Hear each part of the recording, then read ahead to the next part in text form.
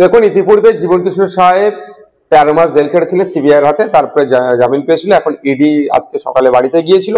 উনি পাঁচিল টপকে পালানোর চেষ্টা করেছিলেন, মোবাইলে ফেলে দিয়েছিল। পাঁচিলের হাইট উঁচু হওয়ার কারণে হয়তো উনি টপকাতে পারেননি, ওনাকে ধরেছে, গ্রেফতার করেছে। তো আমি দাবি তুলেছি একটা, যে আমাদের দাবি মানতে হবে, পাঁচিলের হাইট কমাতে হবে রাজ্য সরকারকে।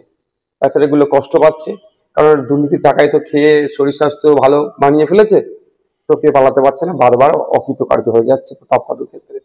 তো এখন ব্যাপারটা হচ্ছে, হঠাৎ এত তৎপর হয়ে উঠছে কেন ইডি বা কেন্দ্রীয় এজেন্সি? আমাদের একটা সন্দেহ হচ্ছে, নতুন করে বিজেমূলের বাইনারি তৈরি হচ্ছে না তো?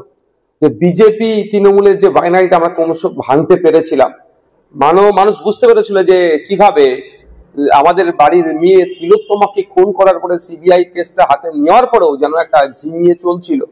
যথাসময়ে চার্জশিট না দেওয়ার ফলে জামিন পেয়ে গেল সন্দীপ ঘোষেরা। এই সমস্ত বিষয়গুলো আমাদেরকে ভাবছিল। তো নতুন করে জীবন কৃষ্ণ সাহেবকে ধরাতে একদিকে যেমন পজিটিভ দিক, যারা দুর্নীতি করেছে দ্রুত ধরুক, সাথে সাথে আমাদের একটা, কারণ গোলপুরা গরু শিগুদুরে মেঘ দেখলে তো আতঙ্কিত হয়। তো আবার নতুন করে বাইনারি তৈরির চেষ্টা হচ্ছে না তো? আমরা চাই এই দুর্নীতির সাথে রাঘব বোয়াল গুলোকে খুঁজে বার করুক। এই চুনোপুটি গুলোকে ধরলে হবে না। এরা টাকাগুলো তুলে কোথায় পাঠাতো, কাদের কাছে টাকাগুলো দিত? এদের ক্ষমতা নেই সব টাকাটা হজম করার। যদি ক্ষমতা থাকতো সব টাকাটা হজম করার, তাহলে ওকে দ্বিতীয়কে অ্যারেস্ট হতে হতো না। কিন্তু যারা হজম করে নিল, যাদের কাছে টাকাটা তুলে পাঠাতো, অর্থাৎ দুর্নীতি করতো, দুর্নীতির টাকাটা পাঠাতো, তাদেরকে খুঁজে বার করা।